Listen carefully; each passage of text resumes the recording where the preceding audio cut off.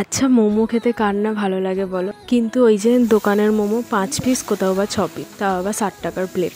দুবার আমি ঘরেতে বানিয়েছিলাম ঠিকই, ভেজ মোমো একবার চিকেন মোমো, কিন্তু একা করাটা প্রচুর খাটুনি হয়ে যায়, একা একা সব কিছু করাটা।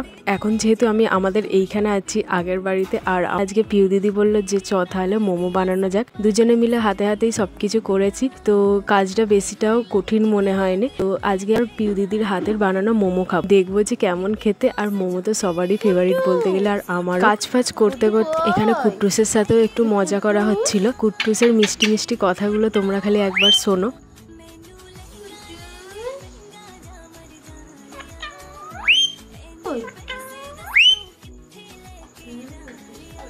লেচি ছোট ছোট করে একটা একটা করে বেলার দিয়ে পিউ দিদিকে দেখলাম যে ও একবারে বড় লেচি করে এরম ভাবে কাট করে নিল একটা বাটির সাহায্যে। তারপরে ওইটাতে যেন আরো তাড়াতাড়ি হলো।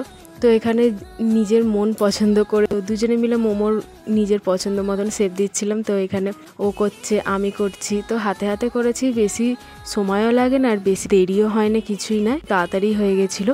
তারপরে এখানে মোমোগুলো বানানো হয়ে যেতে ও এখানে মোমো তৈরির জায়গাগুলো সব সাজিয়ে নিল, নিয়ে মোমোগুলো তার মধ্যে দিয়ে দিল।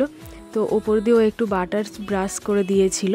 আর এখানে তোমরা একটা জিনিস শুনতে পাবে, কুট্টুস কেমনভাবে কাশছে দেখো, ওর এরম নট্যাঙ্কি সবসময় চলতে থাকে। ওর কাশিটা সবচেয়ে আমার ভালো লাগে, এত কিউট লাগে।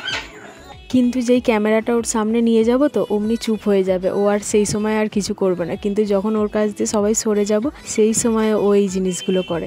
ঘরেতে বানালে তো একটাই ভালো যে যত খুশি তত খাও। তো এখানে অনেকগুলোই হয়েছিল, তাই জন্য 2 থাকের বসানো হয়েছিল এখানে মোমো। তো লাস্টে চলো এবার খেয়ে দেখার পালা। দেখতে তো জাস্ট অসাম হয়েছিল। সবচেয়ে আমার ভালো লেগেছিল সেটা হচ্ছে এই স্যুপটা, এত সুন্দর ও বানিয়েছিল। স্যুপটাও নিজেই সব কিছু করে বানিয়েছে, প্রচুর ঘনত্ব ছিল, তার মধ্যে প্রচুর টেস্টিও হয়েছিল। সত্যি কথা, এক কথায় দারুণ, এরকম আমি দোকানে গেলেও সত্যি পাবো না। আর এখানে এই যে রেডি হয়ে যেতেই দুজনে মিলে একসাথে টেস্ট করব, দেখবো যে কেমন হয়েছে। বললাম খা, দেখ তোর হাতের জিনিস কেমন হয়। আমি তো মুখে দিতেই জাস্ট ওয়াও ছিল, যে আমি হয়তো ক্যামেরার সামনে হয়তো নাটক করছি, রিয়াকশন দিচ্ছি, কিন্তু না, সত্যি খুব সুন্দর হয়েছিল, খুব সুন্দর, যেটা আমি দোকানে গেলেও পাবো না।